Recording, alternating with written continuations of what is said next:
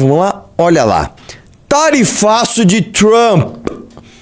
Estados Unidos confirmam nova tarifa de 25% sobre produtos brasileiros. A decisão foi anunciada nesta quarta-feira após o governo americano encerrar uma investigação comercial de cerca de um ano. Nova tarifa exclui uma extensa lista de produtos como petróleo, café, carne bovina, aeronaves e celulose.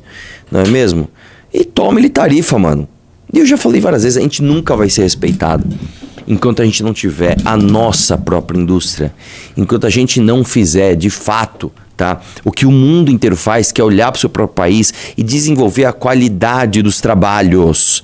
Tá? É você pegar e falar o seguinte, meu irmão, você não vai ser um país exportador de cérebro, você não vai ser um país onde caras, como eu fiz o podcast ontem, o Letra J, os gênios brasileiros, eles têm que sair daqui para encontrar oportunidade ou no máximo eles vão para o mercado financeiro, né, ganhar dinheiro através de especulação financeira. Tá? Não, cara. A gente precisa ser um país em que a gente aproveite os nossos gênios e a gente faça com que a gente tenha produtos exclusivos, com que a gente produza aquilo que a gente consome. A gente tem que deixar de ser um país agroexportador. E a verdade é essa. E aí você fez alguma merda, hein? Aí você fez cagadinha, hein? Mas tudo bem, vamos lá. Põe a próxima notícia. Like na live, pessoal. Dá like aí, meu. Fiesp culpa Planalto por novo tarifaço dos Estados Unidos. A entidade diz que ruídos diplomáticos, críticas personalistas e discursos eleitorais ajudaram a provocar a retaliação contra o Brasil. Eu vou te falar uma coisa, cara. Não é culpa só de um ou de outro ente, não. É culpa de todo mundo. E digo mais. Não é culpa só desse governo. É culpa... Cara, o PT, vamos lá. O PT entrou no poder em 2003. Ele ganhou a eleição, o Lula, em 2002 e entrou em 2003. De lá pra cá são 23 anos. O que foi feito no Brasil em prol da indústria e da produtividade brasileira? Nada. Nada. Desde o Plano Real, a gente não faz nada pela produtividade brasileira. A gente ficou de fora de todas as revoluções industriais que ocorreram no mundo. A gente chegou atrasado em tudo, em absolutamente tudo. E a gente insiste em problematizar todas as relações profissionais. Nós somos o país que tem mais litígio. Nós somos o país onde a gente tem muita gente pendurada na máquina pública. Nós somos o país da incerteza jurídica. Nós somos o país do... Eu não vou dizer nem do comércio, porque até o comércio aqui fica prejudicado uma vez que a gente não tem indústria, uma vez que a gente não tem turismo, uma vez que a gente não tem segurança. Então eu vou te dizer, a culpa não é deste Planalto. Isso é também, entendeu? É também culpa desse Planalto. É culpa do Planalto, é culpa do Senado, é culpa do Congresso, é culpa do Judiciário, é culpa de tudo isso que ao longo desses anos negligenciaram um projeto de país em nome do quê? Em nome de um patrimonialismo ridículo. Em nome de enxergar a semana que vem, ao invés de enxergar as próximas gerações. Aí o que a gente faz? Vamos lá. Porque a gente pode... Eu vou te falar uma coisa. Tem um livro do Sapolsky, que é maravilhoso, eu sempre falo, que chama Comporte-se. Ele explica a neurociência falando o seguinte: o que aconteceu 1/1000 de segundo antes de você tomar uma decisão? O que aconteceu 1 segundo antes de você tomar uma decisão? O que aconteceu 1 hora antes? O que aconteceu 1 dia antes? O que aconteceu 1 semana antes? O que aconteceu 1 mês antes? O que aconteceu anos antes de você tomar essa decisão? É a mesma coisa aqui. A gente pode pegar e fazer a mesma coisa. O que aconteceu, entre aspas, né, de forma metafórica, 1 segundo antes do Trump tarifar a gente? Você tem um país onde o Lula, de fato, faz críticas personalíssimas ao presidente da República, uma janja que se mete onde não deve, um país que o tempo todo fica brincando com insegurança jurídica, falando, não, nós vamos aqui regular as redes sociais. Não, nós não vamos. Nossa, descobrimos terras raras. Nossa, não temos como explorá-las. Né? A gente fica o tempo todo fazendo isso. Você vai um pouquinho antes. Nós temos um Congresso que se elege a partir de emendas parlamentares, né, que dão um estímulo contrário do que a política precisa. Nós temos um Congresso que não aprova nada que seja fiscalmente responsável, porque é impopular. Nós temos um Congresso que... historicamente, só aprova mais benefícios, mais privilégios para a classe política e nunca faz a lição de casa, tá? E nós temos um país que sei lá, eu vou te dizer que desde o Plano Real a gente não tem um plano de país. O máximo que a gente teve foi, com o Temer, uma reforma aqui, outra ali, e mesmo assim não fazia parte de um grande plano do país. Nós não temos isso, cara. Então, um país que não faz essa lição de casa... Não adianta agora botar a culpa. Qual que é a solução? Eu vou te falar qual que é a solução, irmão. A solução é a gente se livrar do bolsopetismo, tá? A gente tem que se livrar, porque você não vai construir um país calcado num governo ou num líder que é corrupto e não pode ir preso. Então ele tem que ficar manobrando a coisa pública para ele e os seus familiares não serem presos. O Lula saiu da cadeia, o Lulinha tá foragido praticamente. Não se sabe onde tá o Lulinha. O projeto alternativo é do rachador Flávio Bolsonaro, que o pai tá preso, os irmãos estão tudo envolvidos em escândalo de corrupção também. Primeira coisa, a gente tem que se livrar do bolsopetismo. Nos livramos do bolsopetismo, nós vamos colocar um cara ali que não tem rabo preso, que não é corrupto. A partir disso, qual é o plano que você vai desenvolver? Do nada aqui, do nada, meu celular começou a tocar. Olha que loucura, né? Me lembra de falar do Renato hoje, tá? Importante. Tá bom. Então, a gente tem que fazer o quê? Se livrar do bolsopetismo. E a partir disso, estruturar um plano e seguir, ter disciplina para seguir o plano. O plano passa por a gente ser fiscalmente responsável. Eu vou te falar uma coisa que vai doer, cara. Vai doer.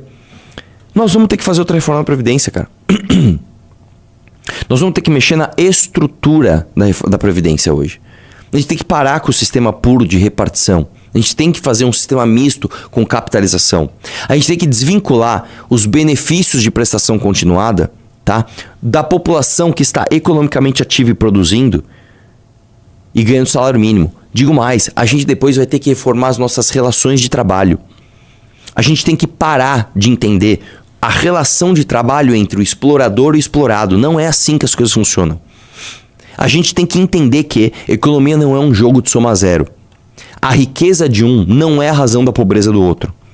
A gente precisa necessariamente entender que as relações de trabalho são relações contratuais entre dois agentes autônomos adultos. Ah, então não pode ter sindicato? Deve ter sindicato. O sindicato é importante, só que o sindicato não pode ser uma ditadura daquela seara de trabalho. O sindicato não pode ter unicidade sindical. Ele tem que ter concorrência, não pode ter imposto sindical obrigatório. E mais, há de haver a possibilidade do não sindicalizado negociar diretamente o que ele quer para si. Porque as relações de trabalho em 2026 são completamente diferentes das relações do início do século XX. Tá bom? Então, nós vamos ter que renovar as nossas relações de trabalho. Isso vai ser impopular. Num país que acha que vai resolver carga de trabalho, aprovando PEC do fim da escala 6x1, nós temos muito trabalho ainda para ser feito, cara. A boa notícia não, mas assim,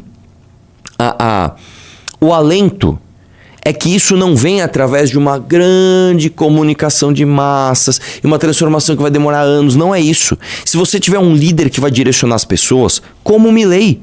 O Renan deu o exemplo, é verdade, o Milei ganhou a eleição falando o seguinte, deixa eu falar uma coisa, eu vou trazer um monte de ações impopulares. Teve gente que teve reajuste da conta de luz de 8.000%, cara, na Argentina. O Milei chegou e acabou com o subsídio. Ele falou, acabou o subsídio da conta de luz.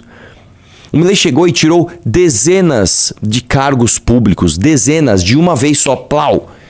Nós vamos ter que fazer isso, cara. Nós vamos ter que pegar um líder que, independentemente da vontade de ser popular, ele vai fazer aquilo que é necessário e vai reformar as nossas relações de trabalho. Não, nós não vamos ter PEC de fim de escala 6x1. Não, nós vamos ter uma semana que quer tirar uma regulação que já limita muito o trabalho brasileiro em 44 horas semanais. Nós vamos flexibilizar esse horário. Nós vamos fazer igual ao resto do mundo. São 3 pilares de regulação. Carga horária, descanso mínimo e remuneração mínima por hora. Acabou. E vai fazer teu contrato de trabalho. Aí, meu irmão, aí você vai começar a poder falar, quero ver agora os Estados Unidos virem tarifar a gente. É só aí, velho. Todas as vezes que o Brasil segue o próprio caminho, dá exemplo de que não, peraí, velho. O Brasil se dá bem. O Plano Real foi isso. O próprio Pix foi isso. Que não foi do Bolsonaro, tá? O Pix foi desenvolvido na Índia, junto com o pessoal da Inglaterra. Lá atrás, ele começou a ser estudado no governo Dilma, passou pelo governo Temer e foi implementado no governo Bolsonaro a revelia não, independentemente da atuação política dele. Isso é uma atuação técnica do Banco Central com parceiras internacionais. Então, todas as vezes que o Brasil fala assim, não, vamos desenvolver, a gente consegue. A Embraer é um exemplo disso, a Embrapa é um exemplo disso. Então vamos fazer isso, cara. Vamos fazer isso com o país inteiro. A sugestão que a gente dá, e a gente escreveu isso no livro amarelo, é o seguinte. A gente tem que criar uma zona econômica especial. Vamos criar uma. Vamos experimentar uma. Eu já falei várias vezes. Escolhe uma vantagem comparativa. Puta, cara, nós vamos aqui Já dei esse exemplo milhões de vezes. No Ceará, que é bom para lançar foguete. No Rio Grande do Norte, que é bom para exportar coisa para África e para Europa, porque tá na ponta mais distante do Brasil. Vamos fazer uma zona econômica especial aqui? Vamos tirar as leis trabalhistas e as leis fiscais aqui da Constituição e vamos fazer uma zona especial aqui, ver o que acontece? Sabe o que vai acontecer? Sabe o que vai acontecer? Vamos apostar.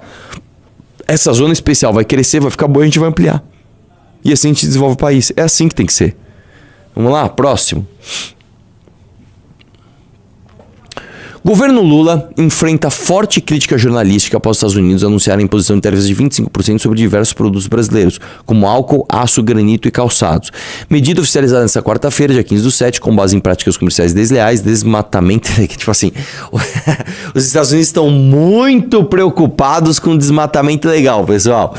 Falhas anticorrupção e barreiras digitais, o que expõe o isolamento diplomático de Lula frente a Trump e fragiliza setores exportadores. Manchetes como: os Estados Unidos decidem importar de 25% contra o produto do Brasil, tarifaço americano expõe o fracasso da diplomacia de Lula, Lula culpa o Bolsonaro por sobretaxa que revela descontrole alimentar e corrupção, rejeição a Lula piora com tarifa de 25% e pior avaliação em economia e segurança.